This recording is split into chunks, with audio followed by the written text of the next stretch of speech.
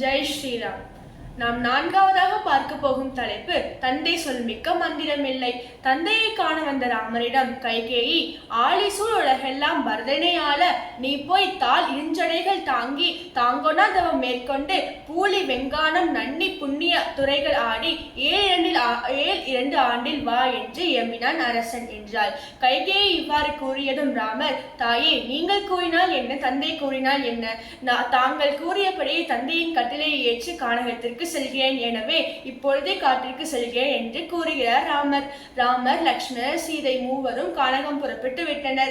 ராமர் சென்ற சிறிது நாட்களிலேயே தசரதர் உயிரை துறந்தார். இதை அறிந்த பரதன் அதிர்ச்சி அடைந்து என்ன செய்வதென்று தெரியாமல் மனதில் ஒரு முடிவு செய்து, நாம் அனைவரும் கானகம் சென்று என் அண்ணனை அழைத்து வந்து அந்த அரசில் ஒப்படைக்க வேண்டும் என்று தம்முனை கொடி நகர்த்தரும் அவன் கொணர சேனையை முடக்குக என்று ஆணை பிறப்பித்தான். பெரும் படையுடன் கண்ணீர் சிந்தியவாறு பரதன் படைகளுடன் சென்றான். காட்டில் இருக்கும் லக்ஷ்மணன் பரதன் வருவதை பார்த்து ராமரிடம், அண்ணா, பரதன் இங்கேயும் வந்து விட்டான். இன்று நான் பரதனை கொல்வேன் என்று கோபமாக கூறினார். ராமரும், லக்ஷ்மணா, கோபம் கொள்ளாதே என்றார் அமைதியாக. பரதன் மட்டும் ராமா ராமா என்று கண்ணீர் சிந்தியபடி வருவதை பார்த்த லக்ஷ்மணன் பரதனின் மனதை புரிந்து கொண்டு ஓடி சென்று பரதனை கட்டி கொண்டான். பரதன் ராமரை வணங்கி, தான் பிறந்ததால் தானே உங்களுக்கு இவ்வளவு துயரம் என்று சொல்லி கண்ணீர் விட்டார். தந்தை இப்படி இருக்கிறார் என்று ராமர் கேட்க, தந்தையார் உயிர் துறந்தார் என்ற செய்தியை கேட்ட ராமர் வெட்டிய மரம் போல் விழுந்து மனவேதனையுடன் கண் கலங்கினார்.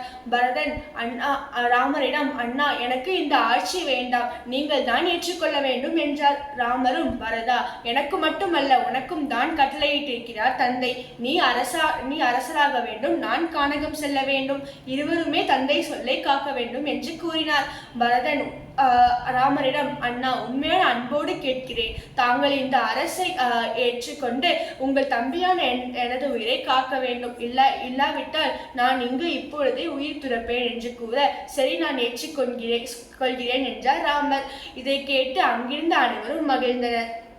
உடனே ஸ்ரீராமர், பரதா, எந்த ஏவ ஆண்டு 7 என வந்த காணம் நான் வனத்துள் வைக நீ தந்த பாரதம் தன்னை மெய்மையால் அந்த நாள் எல்லாம் ஆள் என ஆணையாள் என்றார் ராமர். அதாவது, நான் இன்று அயோத்திக்கு அரசன், அரச கட்டளையை நீ அன்போடு ஏற்க வேண்டும். எனக்கு என் தந்தை 14 ஆண்டுகள் வனவாசம் செல்ல சொல்லி கட்டளையிட்டிருக்கிறார். எனவே நான் என் தந்தையின் கட்டளையை நிறைவேற்றும் வரை நீ எனது அயோத்தி ராஜ்யத்தை ஆண்டு வர வேண்டும் என்று ஆணையிடுகிறார். பரதனும் அதை ஏற்றுக்கொண்டார். தந்தை சொல்மிக்க மந்திரம் இல்லை என்ற வரிகளுக்கு ஏற்ப இக்காட்சி நமக்கு உணர்த்துகிறது. மேலும் ராமாயணத்தில் இவ்வரிகளுக்கு பொருந்துவது போல மற்றொரு நிகழ்வான ஸ்ரீராமர் சீதையின் மீது சந்தேகம் கொண்டு உன்னை ஏற்க இயலாது என்று கூற, இதனால் சீதை அக்னி பிரவேசம் செய்ய உடனே அக்னி பகவான், ஸ்ரீராமர், இவள் கற்பு என்னை சுடுகிறது, எனவே இவளை ஏற்றுக்கொள் என்கிறார். ஆனால் ராமர் ஏற்கவில்லை. பிறகு சிவபெருமான் ரிஷப வாகனத்தில் காட்சி கொடுத்தும் பிரம்மா வந்து கூறியும் கருடன் வந்து சொல்லியும் ஸ்ரீராமர் சீதாவை ஏற்றுக்கொள்ளவில்லை. உடனே சிவபெருமான் சொர்க்கத்தில் உள்ள தசரதனை அழைத்து, மகனை பிரிந்த வருத்தத்தில் நீ ராமர் மனதை தெளிவு செய்து உன் துன்பத்தை நீக்கிக்கொள் என்று சொல்ல தசரதன் பூலோகம் வந்தார். ஸ்ரீராமர் தந்தை தசரதன் காலை கட்டி கொண்டு அழுதார். தசரதர் சீதாவிடம் சென்று, தங்கத்தை நெருப்பில் சுழற்றுடன் அது தூய்மையடையும், எனவே கணவர் மேல் சினம் கொள்ளாதே, நீ சிறந்த கற்புக்கரசி என்று கூறுகிறார்.